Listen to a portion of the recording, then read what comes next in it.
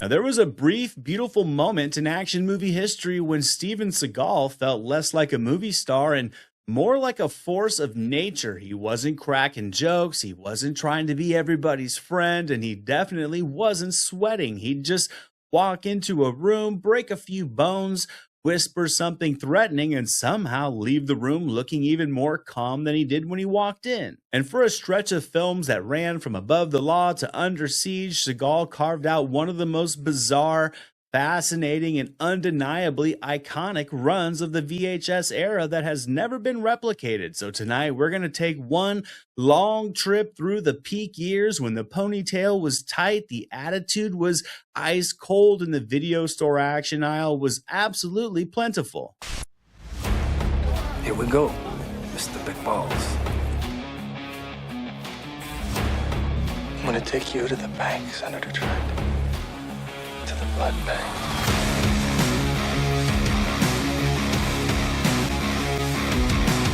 Go get my pies out of the oven!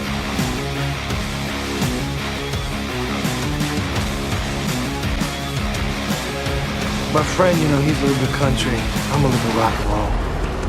What does that mean? What's up out there, everybody? Welcome back to Movies Never Say Die, the channel where we keep the spirit of the video store alive by revisiting the movies that made the 80s and 90s such a ridiculous and glorious time to love cinema. Today, we're going to dive into the golden era of Steven Seagal, the stretch where Seagal went from a new and unusual action presence in Above the Law to a full-blown rental rack main event with movies like Hard to Kill, Out for Justice, and A March for Death, and then finally with Under Siege, the movie that launched him from a cult action favorite into a legit box office force. This was Seagal at his most Seagal: minimal movement, maximum damage, cool without trying, weird without apology, and somehow operating on a frequency completely separate from every other action star of the era. He didn't feel like Stallone, he definitely didn't feel like Arnold, and he definitely didn't feel like Van Damme. He was his own strange brand of action hero, and for a few years it worked like a charm.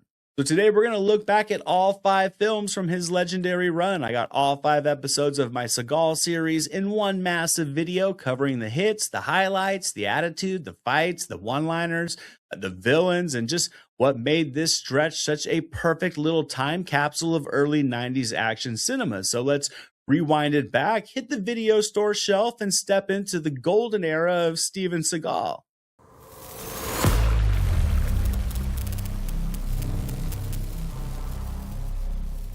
Above the Law was a staple of my childhood, and if you were an action movie kid as well during that era, then I'm sure it was for you too. This was also the movie that would build the whole mysterious aikido badass with possible CIA connections persona for Seagal as Hollywood's newest action star, and Above the Law was a textbook 80s action movie, a callback to when you'd check out a movie just because the dude on the box looked like he knew how to break your arm in 17 different ways. But let's pump the brakes before getting into Above the Law. Since this is the first video in this Seagal series, let's briefly talk about how he showed up in Hollywood to begin with. Now, before he was front-kicking villains through car windows and snapping bones like Slim Jims, Seagal wasn't a movie star at all, nor was he an up-and-coming actor taking bit roles in small movies to work his way up the ladder like his peers. He was an aikido instructor, bouncing between Japan and Los Angeles, running dojos, doing bodyguard work, and collecting wild stories that may or may not hold up in court. So he was pretty much the living embodiment of John Kreese, but with much better sideburns. In 1969, I was invited by a friend of mine to an American embassy party in Tokyo. Get the fuck out of here. Oh boy. This is where Hollywood talent agent Michael Ovitz comes into the mix. Ovitz was an agent to stars such as Cruise, Costner, Stallone, Streisand, and many others, and during this time, Ovitz was one of the most powerful behind-the-scenes players in Hollywood. He was also a student at Seagal's dojo, and imagine showing up to martial arts class one day and realizing that the guy stretching next to you also is the agent that represents Tom Cruise and Sylvester Stallone. Now, Being in the business and having a bit of an ego himself, Ovitz felt that he could turn anybody into a star, and he was going to prove it using Seagal. Ovitz was also known for signing package deals for his talents with studios, and this is where Warner Brothers Pictures would come into play. Ovitz would pay for Seagal's screen test, executives would get a look at his martial arts skills, and he was promptly offered a contract. There was a pile of scripts Warner Brothers had that were intended for Clint Eastwood, one in particular that was very close to the production stage, only they were having problems casting a lead. So it would be passed to Seagal, who would then give it some rewrites to base it more around his supposed real-life past, and overnight Seagal would go from that guy with the dojo in LA to leading man in a studio action flick. I don't believe it. Now in Above the Law, Seagal plays Nico Toscani, an ex-CIA operative turned Chicago cop who stumbles into this conspiracy involving drugs and C4 and a nasty CIA spook who's running dirty operations, so it's part cop thriller, part political paranoia, and part don't threaten my family beatdown. Simple but effective and relatively similar to other action movies at the time, and like those movies, here it works to keep the wheels moving forward. The Chicago streets feel grimy and real, so the setting works. It makes the movie feel a bit lived in.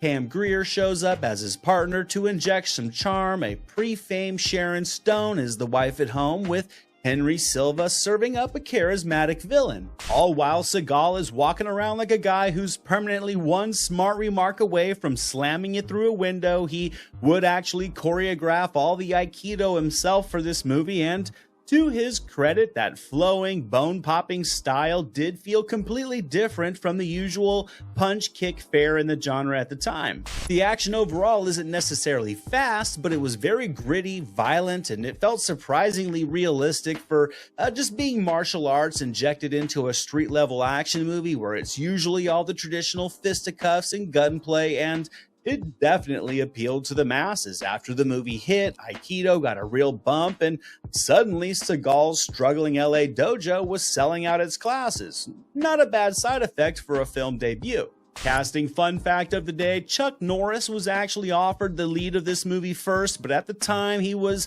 right in the middle of a contract with Cannon Films, who weren't about to let him out of it, so Norris stayed put and Steven Seagal would slide in. Bank on it. And somewhere in a parallel universe, Chuck Norris is starring in Above the Law, then eventually Under Siege, while Seagal is still yelling at students to bow before stepping onto the mat at his strip mall dojo. Now financially, this was a modest production of just $7.5 million, and it was filled with relatively unknown faces. Seagal and Sharon Stone weren't household names yet, so really, Pam Grier was the biggest name in the cast, but not commanding a high salary. Warner Brothers didn't dump a ton of money into the marketing either, which probably didn't help the okay but not huge box office returns, and Above the Law would land in theaters on April 8th, 1988, taking the number 8 spot with a $2 million weekend. And really, Above the Law delivered exactly what audiences were expecting from it, and word of mouth would spread nicely despite the critical reviews being a bit harsh. Leonard Maltin would call this a slick but stupid action fest, and Vincent Canby with the New York Times claimed Seagal walked like a still photograph and looked like a seasoned runner-up in an Armani model contest. Regardless though, common moviegoers were entertained, and Above the Law would gross more than $18.8 million during its 7-week run, but the thing is, like a lot of these 80s action flicks, it really found its audience on home video and cable.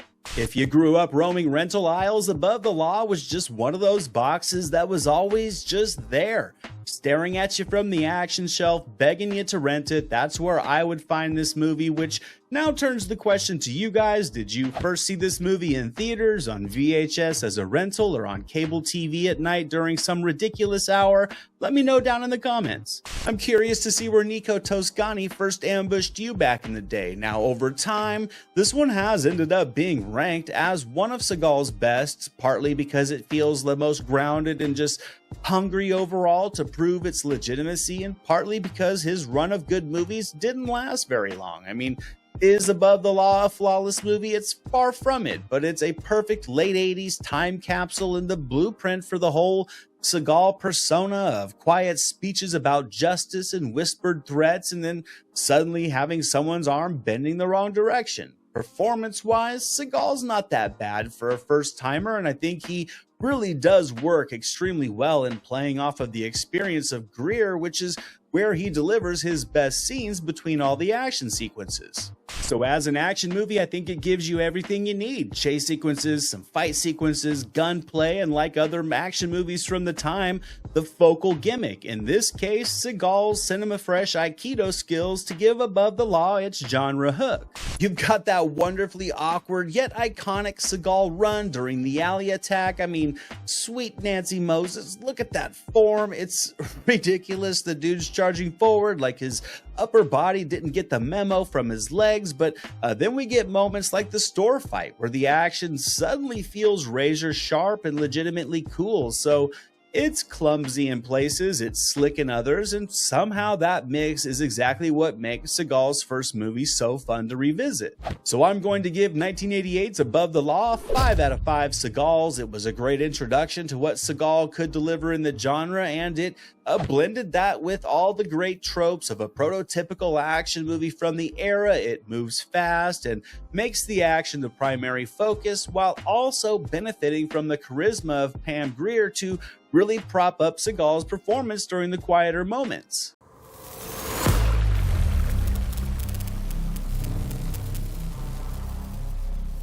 Last time we kicked off the Seagal series with Above the Law, watching Steven Seagal go from LA dojo owner to sudden movie star almost overnight, and now we're rolling right into the movie that really, I think, cemented the ponytailed, whisper threat, bone-snapping persona that Seagal lived on with Hard to Kill. In this series, we're keeping it simple. A quick recap of his career at the time, how the movie came together, what works, what doesn't, its box office and rental notes, the film's genre and pop culture legacy, and then we slap a Seagal score on it. I know that voice. Now, after Above the Law, Seagal spent most of 88 and 89 shooting not one, but 2 follow-up movies that would both land in theaters in 1990, Hard to Kill and Marked for Death. He also got a tan, had his hair thickened, and would break out what would become his signature pony. They just put Cockroach Valerio, got them both on film and audio laying out ahead. Now, Warner Brothers clearly saw that there was a lot of potential with Seagal, especially once Above the Law really started finding its audience on home video, so the next step was pretty obvious. Give him a cleaner look, polish him up a bit, push the unstoppable Avenger angle to truly test the market to see if he could open an action movie like a real A-lister. Enter Hard to Kill, directed by Bruce Malmuth, which just leans hard into a simple elevator pitch, a corrupt politician, a betrayed cop, a ridiculously long coma with family-level revenge as the gasoline. It also adds a bit of Hollywood stunt casting by pairing Seagal with Kelly LeBrock, who was not only a recognizable face from Weird Science, but she was also Steven Seagal's wife at the time, which, if you ask me, has and always will be his greatest life accomplishment. I think their real-life relationship gave the movie a slightly different vibe than Above the Law. It was less pulpy street-level cop thriller, more pulpy soap opera revenge fantasy with roundhouse kicks and stage play beards. Now, as I just mentioned, plot-wise, this thing is as straightforward as a VHS cover synopsis. Seagal plays Mason Storm, an LAPD detective who videotapes a meeting where a rising political star is literally ordering a hit. Naturally, before Storm can expose him, goons raid his house, interrupting Seagal's awkward attempt at a sex scene. They murder his wife and leave him for dead, but his young son escapes, which is important later, kind of. Mason, however, is hard to kill, and he doesn't die. He goes into a coma and stays there for 7 years.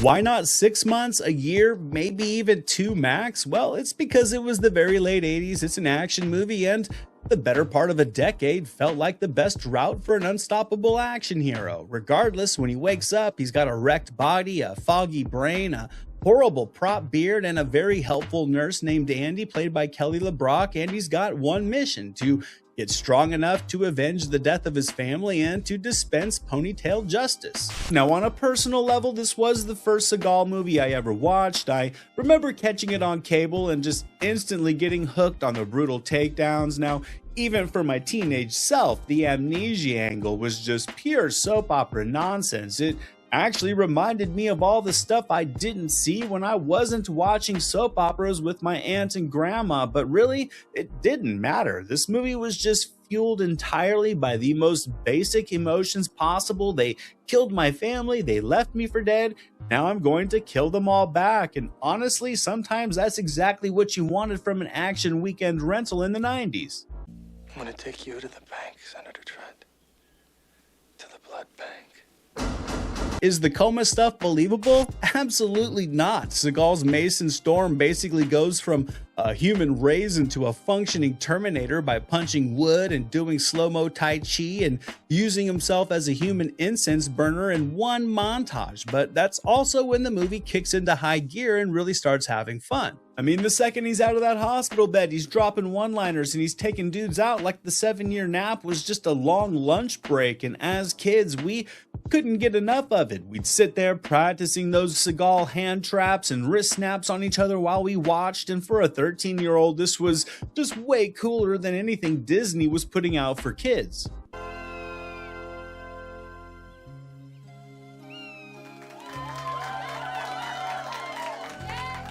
Scene-wise, Hard to Kill delivers a nice little highlight reel. There's the opening dock surveillance with Storm creeping around with his giant video camera, which then sets up the whole Trent conspiracy. There's the hospital assassination attempt where he's half awake, half broken, yet still managing to outsmart a hitman while in a hospital bed. You get the home invasion throwdown at the farmhouse, and of course the finale where Storm finally confronts Senator Trent, turning that "I'm gonna take you to the bank, Senator Trent," the blood bank line, into a permanent entry in the 90s action quote Hall of Fame. I think Kelly LeBrock adds a fun touch in her first performance since Weird Science. She admittedly doesn't get really anything to do beyond being the supportive nurse turned ride or die, but she does give the story just a little bit of warmth and some romantic energy that Above the Law certainly didn't have. And for teenage viewers in 1990, LeBrock was absolutely part of the draw with this movie. Mason's relationship with his son also sneaks in a little bit of heart as well. It's not exactly Kramer versus Kramer, but it does give all the bone crunching a very tiny, albeit superficial anchor later in the story. Now, financially, this movie did exactly what Warner Brothers had hoped that Above the Law would do. It would open in theaters on February 9th, 1990, debuting at #1 with $9.2 million, which at the time was the biggest 3-day February opening ever. It would stay in the box office top 5 for a month, and it would never drop out of the top 10 during its 7-week run to ultimately pull in $47.4 million in the States on a reported $12 million budget, with worldwide grosses pushing totals to around $75 million. On top of that, it moved roughly 350,000 video units on home video in the US alone. It would debut at #7 on the Billboard rental charts, climbing as high as #3 while spending 7 weeks in the top 5, showing that it was still just a strong national rental staple months into its run. And it's easy to see why Hard to Kill would be part of the big wave of just R-rated action that video shops would lean heavily on to pull in weekend traffic. Critics, however, as you might guess, were not lining up to build a shrine for Mason Storm. I think this is the big one, Carlito.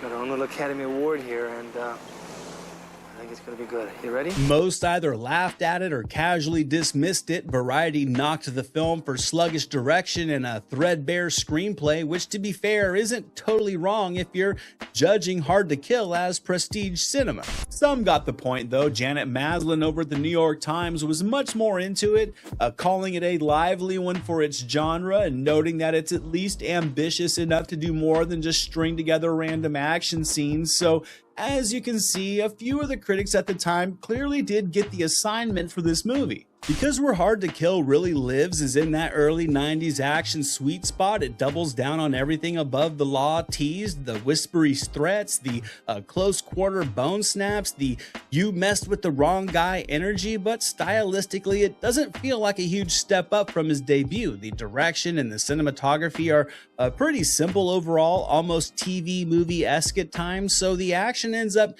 being shoulder to shoulder at best with Above the Law instead of leveling it up. Yet, it's still a solid, satisfying watch, especially if you saw it young. And as for my grade, I'm going to give Hard to Kill 3.5 out of 5 Seagals. It is just a rock-solid, fun action movie with a great villain, a moody early 90s score, and enough memorable moments to justify its place in the Seagal canon. The coma angle is completely laughable, but if you're in the mood for pure, uncomplicated revenge, it definitely gets the job done.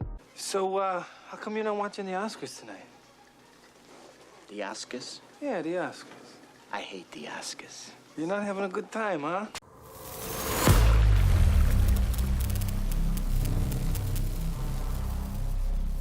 This episode, we're sticking with 1990, but we're going to hop across town to 20th Century Fox, where Seagal would moonlight to make his third movie, Marked for Death. And to me, this was one of the many action movie box covers that just called out to genre fans like free 7-Eleven coffee calls to cops, and personally, it's my favorite Seagal movie.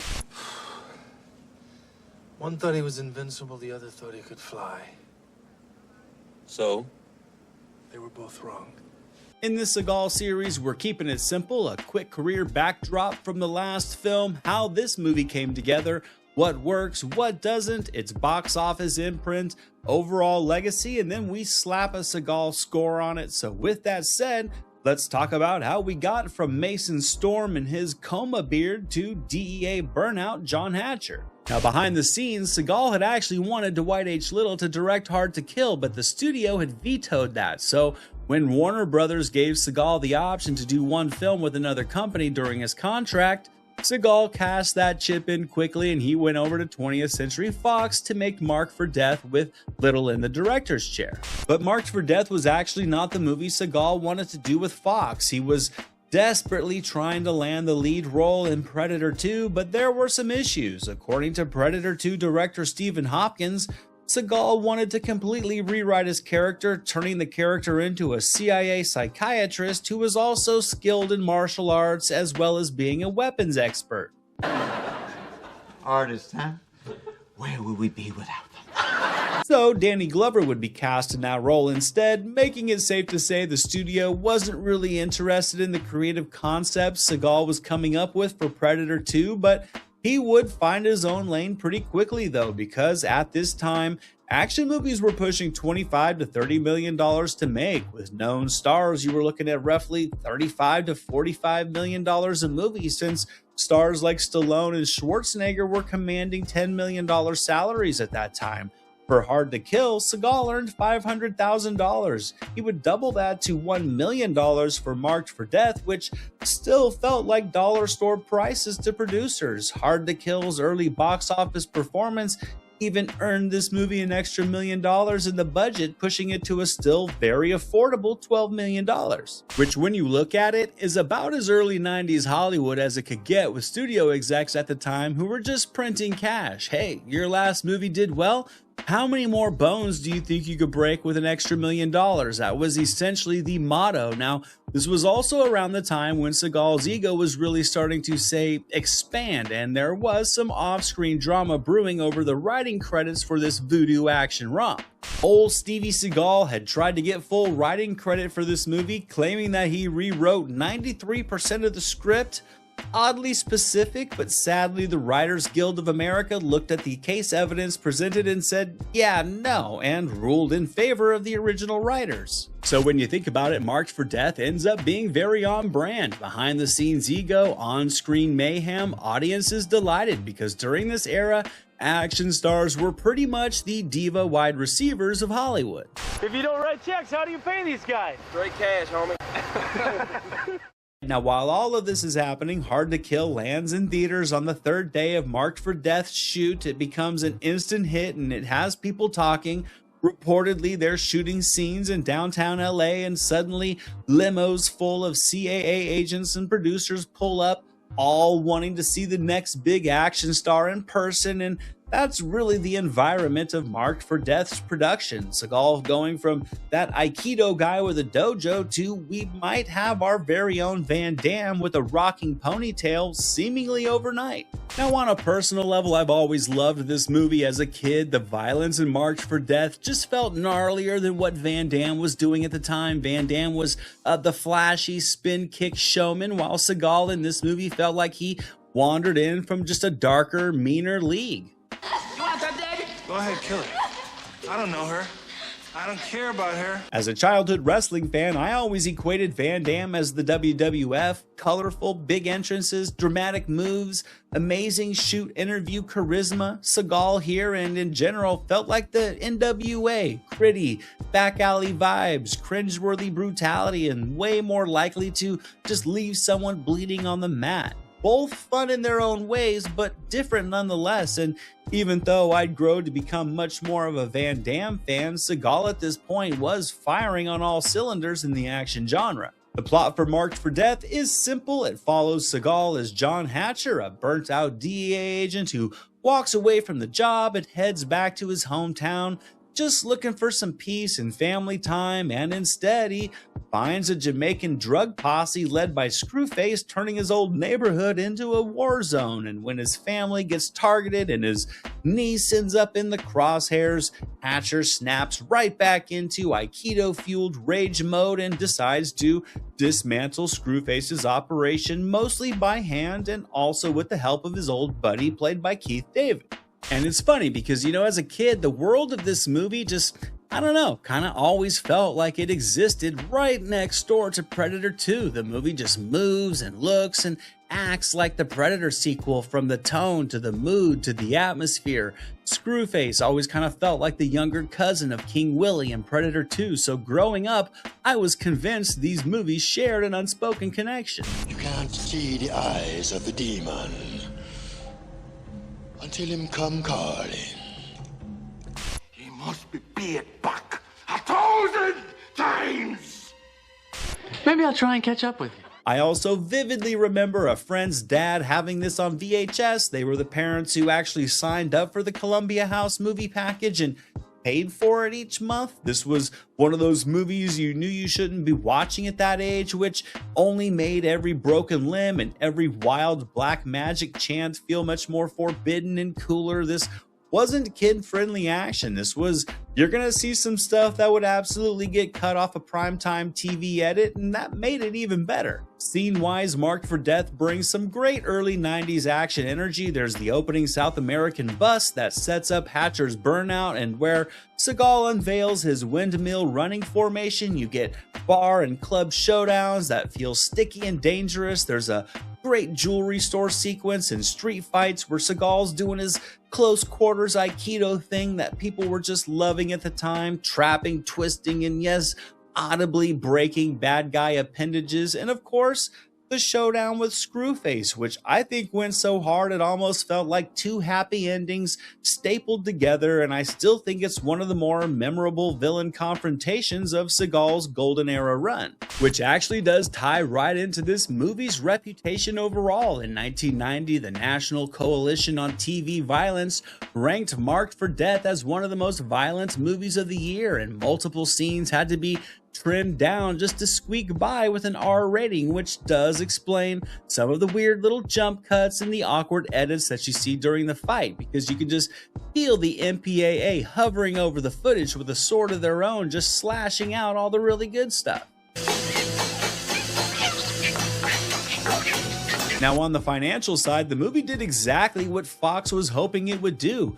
Marked for Death, as we said, was made for $12 million. It pulled in around $58 million worldwide. It debuted at #1 with an $11.8 million weekend, and it hung on to that top spot for 3 weeks, sticking around in the box office top 5 for about 5 weeks total. And really, that's a serious statement for just a third film from a relatively new action star to hit the scene, which is why around this time in the very early 90s, you would see so many other studios all taking their shot at the piece of the pie, with names like Lundgren and Speakman and Dudikoff and Dacascos and many others all vying to be a Van Damme or a Seagal for another studio. But then Marked for Death would hit home video, and that's where I think it really settled in. After 3 weeks on the Billboard rental chart, it would climb to the #2 spot and just park itself there right behind Ghost for about a month in the spring of '91. And it would even get a Fox Selections re-release, which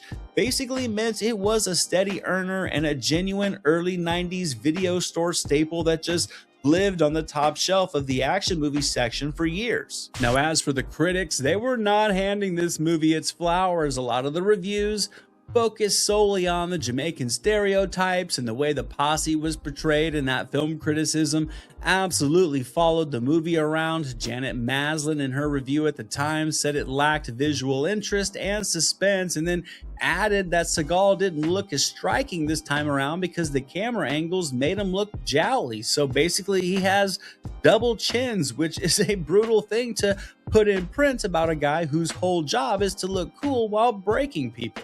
No respect at all. And when I stack it up against his early run of films, Marked for Death really lands as one of the more purely satisfying Seagal versus Criminal Empire movies. The action feels a little bit meaner, the violence has a little bit more weight to it, and Screwface is easily one of the wildest villains of Seagal's early career. And at the same time, you can still see where the criticisms land. The stereotypes, the bluntness, the sense that subtlety was not invited to the party. It's all there, but still, it's peak 90s action cinema. So for my Seagal score, I'm giving Marked for Death 5 out of 5 Seagals. It's a rock-solid early 90s action flick with a memorable villain, delightfully nasty fights, and that grimy, slightly unhinged energy that just separates it from the more polished studio fare at the time. It may not be pretty, but when you want a VHS-era bone crunch, Marked for Death absolutely delivers.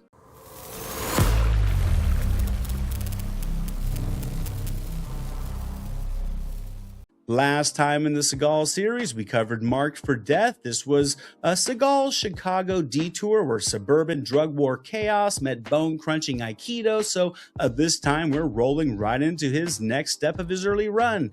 1991's Out for Justice, a movie that delivered bigger swagger, a bigger paycheck for Seagal, nastier fights, and a villain performance that seemed like it was fueled on angel dust. Now, it's the same deal as it usually is with this Seagal series. We're going to do a Seagal career backdrop up until this movie, then we're going to talk about this film's development, its production. We're going to talk about what works, what doesn't, its box office and rental life, its action legacy overall, and then we slap a Seagal grade on it. So with that said, let's talk about how we got from John Hatcher to Gino Felino and his ridiculous beret. I'll feed you every dope digging dive he's got. But let me do it my way. You just give me an unmarked and a shotgun, all right? As Seagal put Marked for Death in his rear view, his momentum was real. He'd get his first credit as a producer on Marked for Death. This was tied to his Streamroller production setup, and this is also where we would start to see the Seagal operational pattern forming. Between Marked for Death and Out for Justice, Steven Seagal somewhere basically hit the upgrade button and started moving from just being an action star to being an action architect. Thus began the rumblings of him leaning harder into just trying to control the whole vibe. And the pattern emerged: be the headline star, tack on producer credits, and then assert heavy creative influence and the occasional "I rewrote the whole thing" energy, something he pulled on both Marked for Death and Out for Justice, but to no success. Regardless, he was making waves in the industry at the time. His star power was on the rise, and he would get a pay increase to $6.5 million for this movie.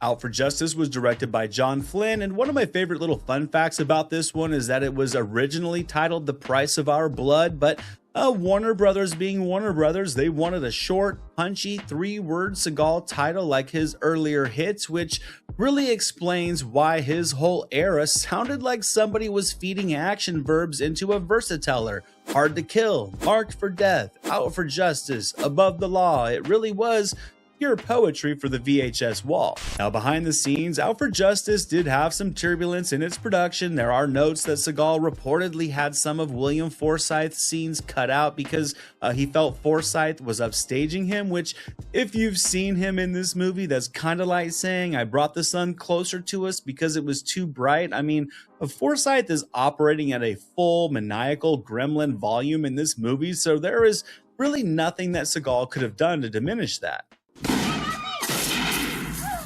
Buddy Gino's here. I gotta go play.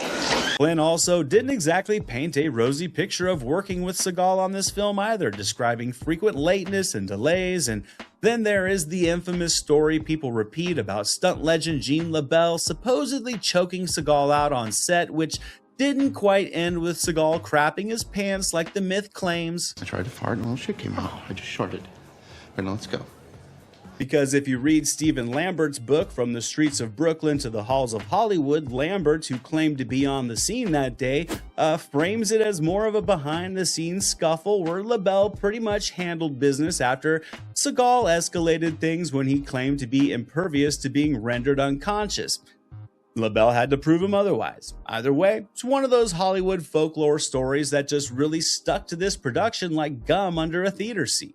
On top of all that drama, the film went through multiple rounds of trimming during the editing process. It was originally much longer with more subplots and more characters. It was then edited down to be shorter and more commercially friendly. Then it would undergo more rounds of edits after getting hit with an NC-17 rating for the violence at one point. So the journey to get Out for Justice to the silver screen had many more hiccups than his prior movies, but the escalation of off-screen drama was starting to show itself. So what is Out for Justice overall? Well, it's Seagal leaning hard into street crime territory with a revenge spine. It's pretty basic overall, but it's also just the tried and true framework for action movies at the time. Seagal's Gino Felino is a Brooklyn cop. He's trying to hunt down this psychotic local criminal after a brutal killing shakes the neighborhood that Seagal has lifelong roots in.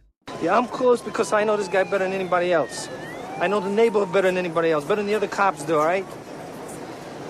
And look, we definitely need to talk about the accent because Seagal's Brooklyn, Italian, whatever it is thing that he's got going on here is spectacularly unserious. It's like his voice has a rubber band around it. Yet, on the other hand, somehow it doesn't manage to sink the movie because the energy overall is what carries it and the action is absolutely the main course. This is one of those Seagal entries where the fights really do feel like the point and everything else is just the delivery system, and honestly, that's why people love it. The action here is legit and the extended brawls have that late 80s grindhouse flavor that easily amplifies the grittiness of everything. You can feel the choreography just linger longer than usual, like the movie is telling you it knows exactly why you rented it in the first place. And then there's William Forsythe, as we mentioned earlier. I love him in this role. He clearly did get the memo of what this movie's villain needed to be, and he knocked it out of the park with a truly sadistic performance that still somehow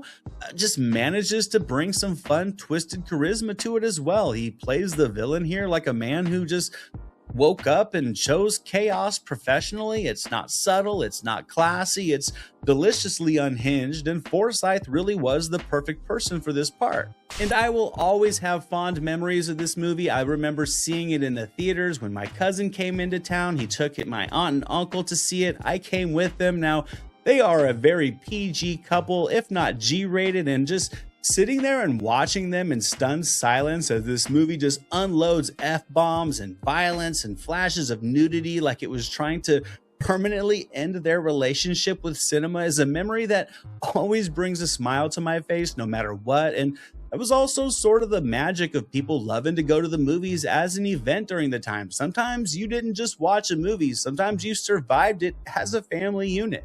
Financially, this was another win. Out for Justice debuted at #1 at the box office, making it the third straight Seagal movie to do so. It opened on more than 2,000 screens. It had a $14 million budget. It would take home $10.5 million its opening weekend, and it ended up at $39.7 million and spent 4 weeks in the top 5. And sure, it came in lower than Marked for Death overall, but that was still a very strong studio result for an R-rated actioner. And of course, like a lot of Seagal's best early legacy films, the real long tail glow here is in the rental trenches. Billboard's rental survey had it in the top 10, hitting #7 on December 27, 1991. It was still lingering around at the 9th spot in January of '92. So if you didn't see Out for Justice in theaters, it was okay, because your local video store definitely made sure it wandered into your living room regardless. Now, the critical response for Out for Justice was mixed, as you would assume. A lot of the focus was on Seagal's leading performance. Janet Maslin's New York Times review described Seagal's screen presence as this oddly lively mix of street swagger, wisecracks, and martial arts background crossed with pampered Hollywood eminence, which is wordy but honestly a great description of Seagal in general, a guy who wanted to be both the neighborhood legend and the VIP lounge fixture. So when I stack this one up against his early run, I think Out for Justice just feels like a peak. Seagal as a showcase entry. The story beats are a little flat between the action bursts, but the fights are the attraction, and Forsyth delivers the kind of villain performance that just makes the whole tape worth a rewind. This is absolutely the type of movie that explains why Seagal became a video store staple. You walk in, you see that cover, and your brain goes, yes, this movie is absolutely going to contain at least 3 wall slams, 2 wrist destructions, and 1 villain who's going to need to be tranquilized, and it absolutely delivers on all of that. Now for my Seagal score, I'm going to give Out for Justice a solid 4.5 out of 5 Seagals. The crime saga is a little bit thin in the stretches between the fights, but the action is top tier for his early era. The grindhouse edge is absolutely effective, and Forsyth delivers an all-time lunatic villain. It would be nice to see the extended story that was chopped away from this one, but regardless, as it stands, I think this movie is a trademark of the early 90s action boom, where the action flicks still very much thrived on 80s genre tropes.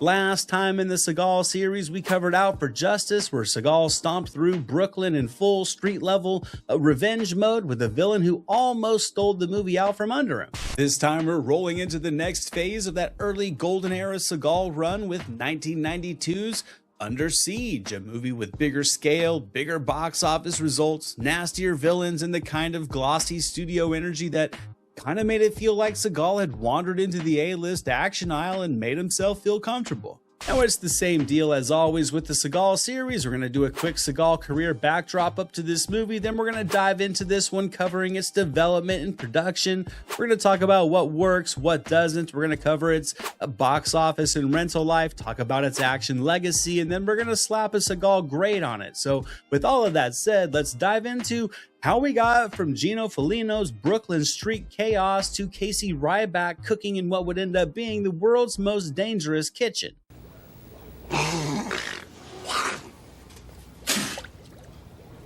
Now, between Out for Justice and Under Siege, Seagal picked up one of the weirdest career footnotes of the era, that being his infamous Saturday Night Live hosting gig. He would host the show on April 20th, 1991, and over time, that episode has built a reputation like a movie set on fire in legend. Past recollections, backstage stories, and later comments all helped turn it into one of the defining pop culture side notes of Seagal's early rise, but not in a good way. Regardless though, heading into Under Siege, Seagal still had plenty of real box office momentum, but he also had a little celebrity static around him as well, so in a strange way that kind of makes this movie feel even more important, because it was the moment when all the celebrity noise got drowned out by a genuine box office hit. And this was also where the Seagal Seagal operation clearly leveled up. No more just tossing him into bars or warehouses or city alleys and letting him fold people into furniture. Under Siege was built to feel bigger. Warner Brothers even wanted to keep the three-word title streak rolling, with Last to Surrender being floated as the preferred title.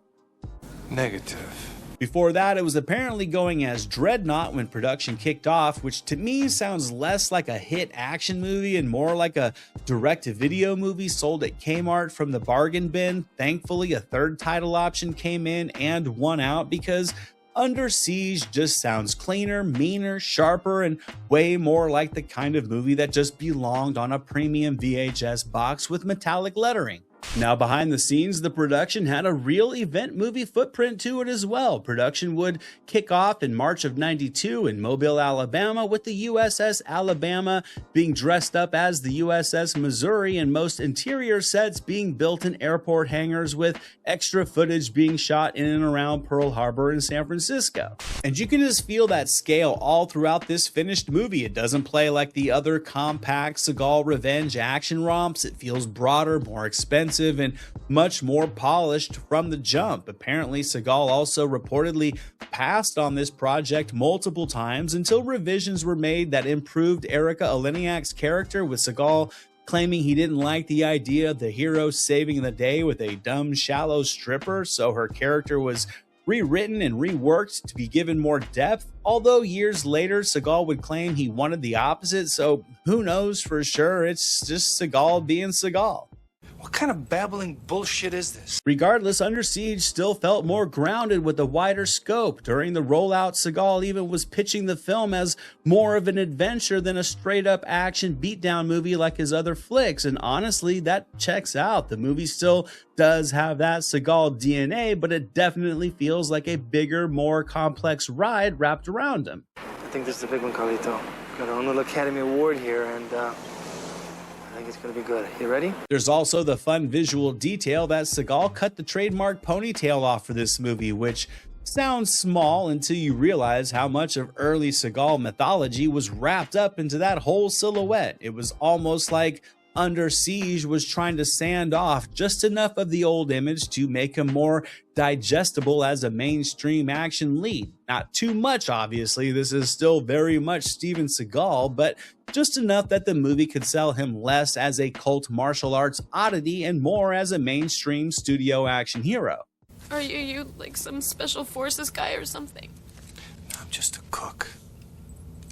A cook? So what is Under Siege? Well, it's basically Seagal getting dropped into a very slick, die hard on a battleship setup, which is already a strong starting point before anybody has thrown a punch or broken a bone. Seagal here plays Casey Ryback, a Navy cook who is very obviously not just a Navy cook, and when terrorists hijack the ship, the whole movie quickly turns into a steel corridor pressure cooker, and that setting alone does a ton of the work. The battleship becomes this big, confined playground for the action, which gives the movie a strong pace and tension that some of the earlier Seagal films didn't always have. And look, I think one of the smartest things Under Siege does is that it contains Seagal a little, not completely. We're not rewriting history here. He's still very much Seagal and gliding through scenes with that half whisper, half cosmic certainty energy of his, but this premise forces him into a more traditional action hero lane, and that actually does help the movie. The extra Seagal sauce gets dialed down just enough. He's still cool, he's still dangerous, still impossible to rattle, but the movie around him is doing a lot more of the heavy lifting. Which leads us right into the villains. Now, there are villains, and then there are villain duos, and Tommy Lee Jones and Gary Busey absolutely make this movie sing. Jones is having a blast, and you can see it. Busey wanders in with pure bad intention energy, and I love it. And together they give the movie the kind of unhinged villain energy that keeps it lively even when Seagal is in full human stoneface mode. And personally, I think that balance is a huge reason why Under Siege works so well. Seagal is solid, maybe at his best, but the bad guys give the movie lift, and honestly, that's part of why this has always been one of my favorite Seagal movies to watch. It's not just him steamrolling through nameless goons. In this one, everybody feels like they showed up to play, and it translates into an absolute blast on screen.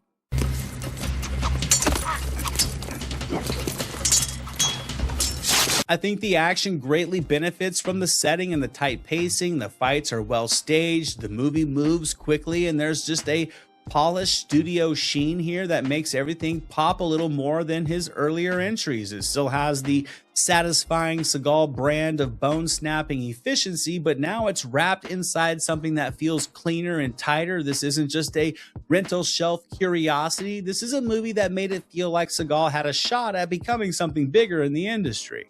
Now, financially, this was the payoff flick. Under Siege would open at #1 with $15.8 million. It would stay in the #1 spot for a month and finish with $83.6 million in the States, with international numbers pushing the tally up to $156.6 million, all against a $30 million budget. So that's not just another solid Seagal result. That was the peak. This was the movie where the numbers stopped looking like cult action business and started looking like real studio hit business. And of course, like all the best movies from this era, the afterlife for Under Siege absolutely mattered as well. This thing was huge on VHS, and it was even reported that video stores kept having to replace copies because Erika Eleniak's cake scene kept getting worn out from excessive rewinding. Which to me is exactly the kind of just wonderfully dumb, wonderfully specific, cool VHS era fun facts that just makes talking about these movies so much fun. You can't get that from modern streaming culture. That's pure retro analog video chaos and a reminder of how physical media degeneracy back in the day never lied about a person's viewing patterns. Now, critically, this one landed better than most Seagal movies as well. Vincent Canby called it almost guiltily enjoyable, which honestly, I think is a perfect description because that's exactly where Under Siege lives. It's slick, ridiculous, efficient, and way more watchable than it probably has any right to be. It also would become the only Seagal movie to receive Academy Award nominations, earning 2 nods in the sound categories, which feels like one of the funniest and most amazing little footnotes in Seagal's whole filmography. So when I stack this one up against the Seagal Golden Era run, Under Siege feels like the movie where all the moving parts finally just clicked together and the calibration was truly dialed in. The premise is strong, the setting is perfect, the pacing is sharp, the villains are excellent, and Seagal is used exactly the way he should be. This is the movie that explained why for a very brief moment it really looked like Seagal had hit another level in Hollywood. Because with this one, I think you really could feel the whole Hollywood star machine shifting into top gear. So for my score, I'm going to give Under Siege 5 out of 5 Seagals. This is clearly the peak. Not because it's secretly prestige cinema, it isn't. And not because Seagal suddenly becomes this wildly layered character, because he doesn't. But instead it's, I think, the cleanest, most effective version of what his early run was building toward. A bigger canvas, a tighter movie, stronger villains, and a real-time premise that keeps everything moving. And if you only showed somebody one Seagal movie to explain why he mattered in the early 90s, I think this would be the tape. Now, before we wrap this up, I want to hear from you guys. Out of this whole Golden Era run, what's your favorite Steven Seagal movie? Is it Above the Law, Hard to Kill, A Marked for Death, Out for Justice, or Under Siege? Or maybe you've got another Seagal favorite hiding in the shadows of the rental rack. Drop it in the comments and let's talk about it. And if you're still in the mood for more retro movie goodness, be sure to check out my Friday Night Rentals series, where we dive into the kind of movies that just made weekend video store trips feel like a main event. And if you want to keep the 90s vibes rolling, you can head over to my Lost Movies from the 90s series, where we shine a light on the films that time forgot, but we definitely did not. And most importantly, as always, guys, thank you so much for watching and supporting the channel. It really does mean the world to me. If you did enjoy this journey through the peak Seagal years, make sure to hit the video a like. If you haven't done so yet, subscribe to the channel and maybe hit the notifications so you never miss a new video when I release them. I got another one coming for you guys real soon. Hope to see you guys all back for that one. And until then, movies never say die. Jack Burton and the Pork Chop Express, and I'm talking to whoever's listening out there. Flag of war. You gotta become war. I suppose we have to register you as a lethal weapon. You trying to say Jesus Christ can't hit a curveball?